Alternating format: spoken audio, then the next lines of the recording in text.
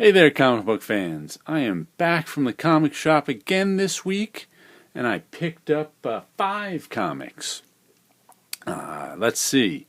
First one we got here is Wayward number 14. I like that cover, very bright and colorful. Who is the guest? Is that Tula Lute?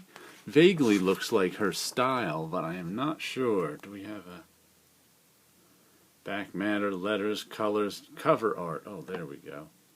Tula Lute, look, that is her. I've,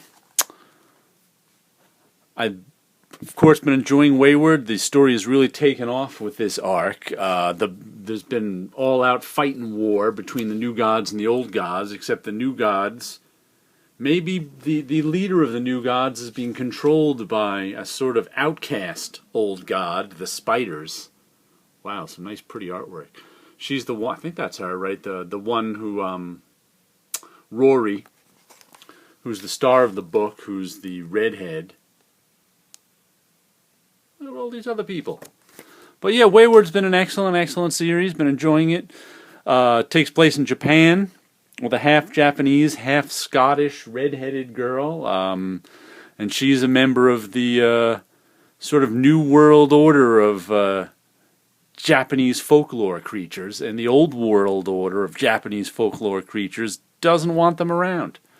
Fun stuff. Give it a read. And next we have Spawn 261, Part 3, Satan Saga Wars. Nice Larson and McFarlane cover. It's funny. I've been enjoying Spawn. Whoa, lots of giant, big superhero artwork. It's funny, I follow Eric Larson on Twitter, and he tweeted he can't wait to get to a story where Spawn is not in hell.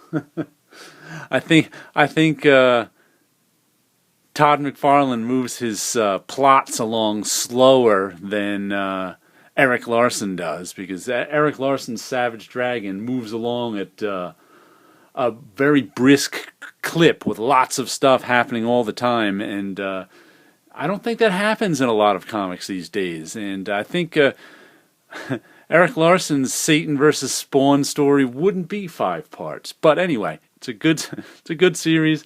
I'm enjoying it thoroughly.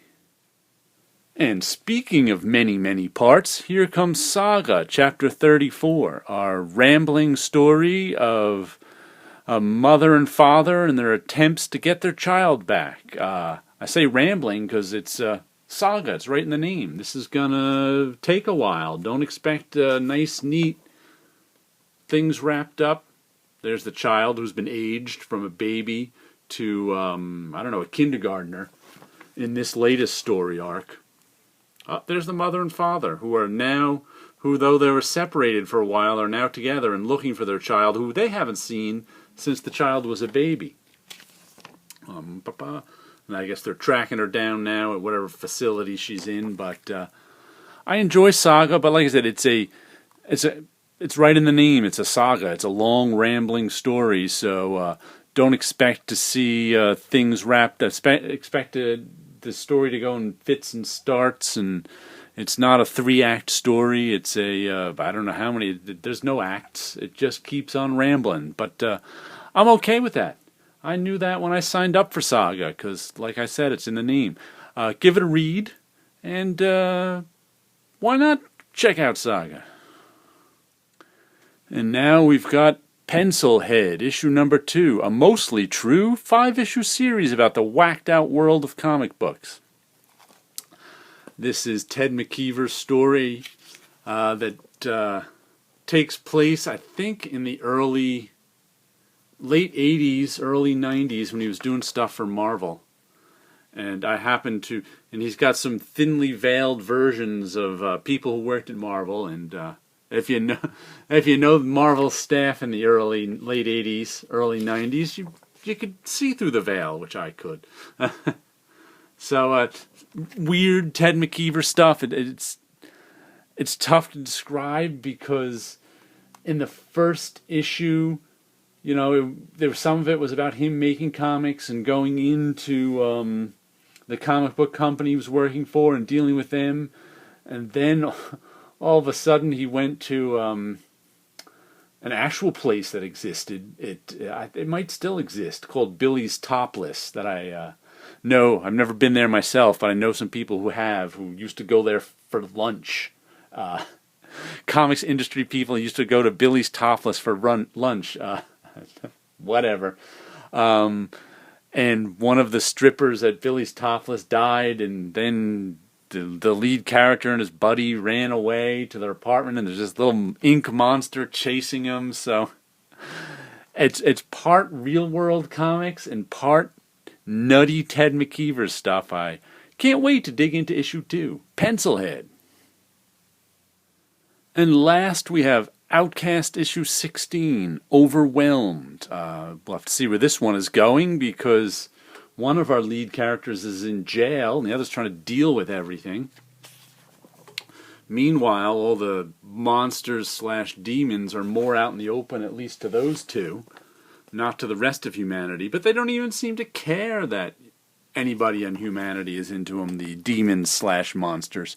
They seem to have things well in hand, and it doesn't look good for our duo here of the priest and the young guy who somehow can do something to the monsters. It's really not clear how he can even affect them, but sometimes he can drive the demons / monsters out of their body. Like I said, I'm not even sure if they're demons or what, but it's an enjoyable book.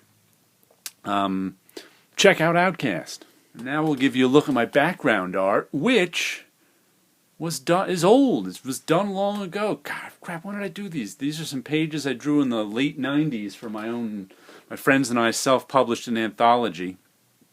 And this was one of my stories. And look, this is lettering that's actually on the boards. Lettering on the boards. My lettering was never particularly strong. But I used to letter on boards. Man, I'm glad I don't do that anymore. I never liked it. Look at that. Official Marvel Comics paper. I just noticed this one's got a patch on it. You can't tell from there, but I must have not liked the panel below there and I pasted this face down. You can see a ridge right there. So I pasted this face onto this panel, probably because I didn't like the face that was under there. Look, I pasted this gun down too. That's what happens with comics sometimes. You make mistakes, and before Photoshop, you had to patch things up. Lots of trees, guy chasing Delia Charm with a gun, her A-frame haircut. Boy, I haven't had these out in a lot of years. What is that? Line up page 77, page 76. A lot of pages in that story. But anyway, there's a look at some of my, almost 20-year-old, probably 18 years old, I would guess.